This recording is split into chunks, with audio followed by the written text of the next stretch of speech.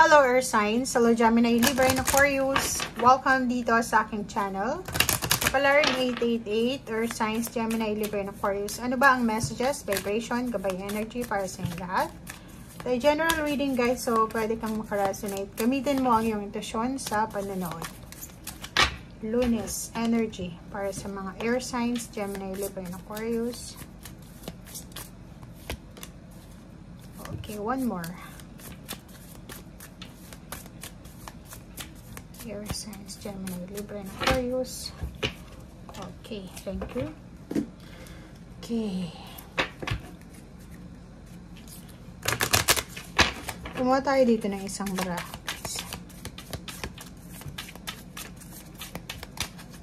Okay, first card natin sa second deck is Wellness.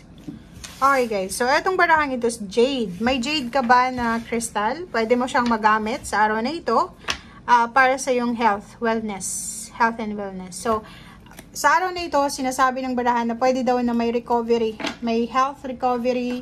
Kung may sakit ka, may mga nararamdaman kang hindi maganda sa iyong katawan, possible na gumaling ka, may mga nilalagnat siguro, inuubo, sinisipon, masakit ang ulo, masakit ang tiyan, or kung ano pa man. Posibleng sa araw na ito ay makaka-recover na kayo. 'Di ba? May healing dito. May healing energy na posibleng dumating. Okay, ito yung 4 cards mo. Number 11, manifestation.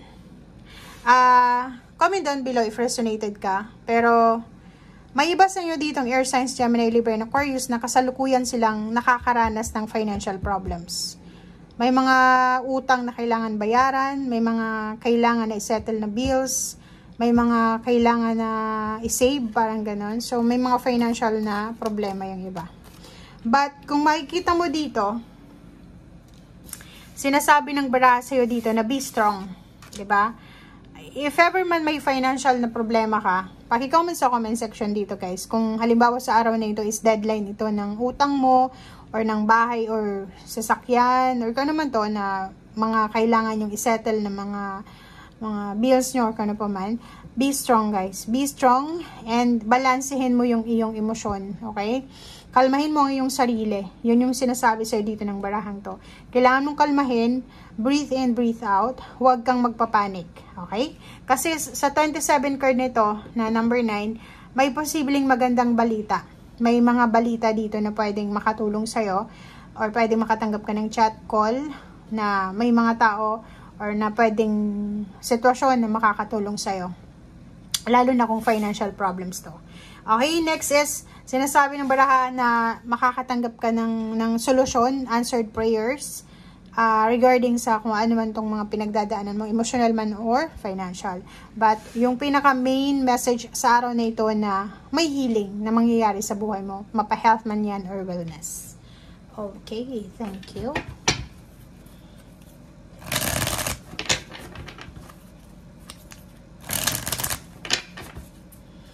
Okay, Air Signs, Gemini, Libra, and Aquarius. Air Signs, Gemini, Libra, and Aquarius.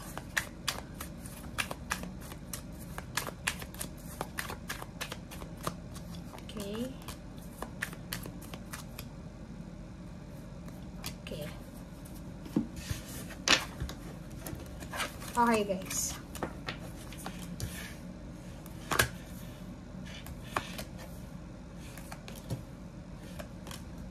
Okay, so kung makikita mo dito, sinasabi ng baraha mo dito na posibleng yun, medyo confused, medyo namumroblema, problematic yung iba sa inyo dyan dahil sa mga bills, sa mga financial na problema, physical, mental, lalo na yung may mga physical health problems.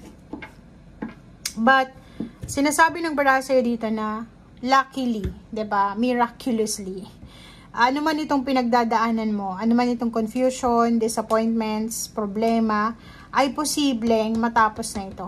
Medyo mahahang, medyo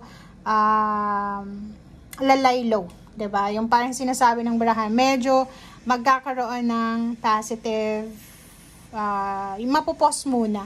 'Di ba? Like for example, may problema ka sa pera, tapos may darating palang mensahe galing sa mga taong concerned sa'yo na kung makikita mo, double confirmation etong hangman, 'di ba? Yung pause na sinasabi ng barahan na may mapopos sa buhay mo na hindi maganda. Like, yung mga sufferings natin, yung mga trials, yung mga pinoproblema mo, ay posibleng hindi muna siya matutuloy.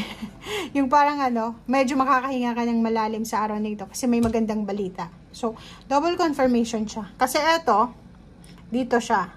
Etong Two of Swords, same this card. Eto din na Hangman, same dito. Etong Ace of Swords, same dito. 'Di ba? So, sinasabi ng baraha sa'yo dito na may good news, may solusyon, answered prayers. Wag natin kumparahin yung mga nangyayari sa buhay natin sa ibang tao para, lalo yung may mga health issues dyan, wag nyong stressin yung sarili nyo para gumaling agad kayo. Okay? So, dito sinasabi ng baraha, mag-focus ka sa good news, mag-focus ka sa solusyon, mag-focus ka sa pagbabago sa iyong buhay. Kasi may magbabago dito eh. Siguro hindi mo masyadong nakikita kasi mas nakafocus ka sa health problems mo or sa financial problems.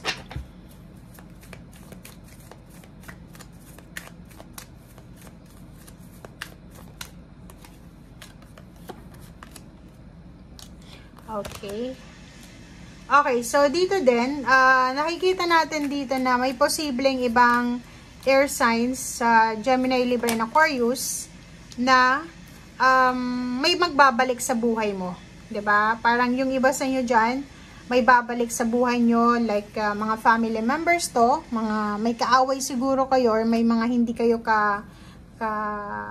ka-vibes ng mga kapamilya, or kung ano pa man to. Sinasabi ng baraha dito na may mga reconciliation dito na posibleng mangyari. Mahahanap mo yung liwanag, mahahanap mo yung clarity, yung enlightenment sa mga emotional stress mo, 'di ba?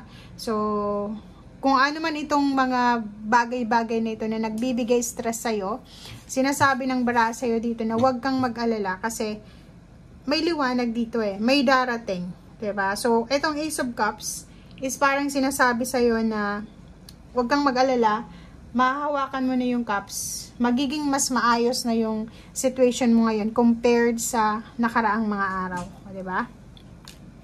Sa pera naman, if ever naghihintay ka ng salapi, sinasabi ng baraha, konting tiis, konting pasensya. Kasi hindi mo, like kung may sakit ka ngayon, tapos yung pinoproblema mo is yung ipon mo or kung paano kakikita ng pera next month, alalahanin mo muna yung physical health mo, yung wellness mo, bago yung pera. Okay? And dito sa barahang to, sinasabi ng baraha na if ngayon is naghahanap tayo ng emotional na companionship, parang naghahanap tayo ng emotional help or support, sinasabi ng baraha dito na posibleng mahanap natin siya. Okay? Mahanap natin siya in terms of relationship or family members or work. Okay? Thank you guys. Bye!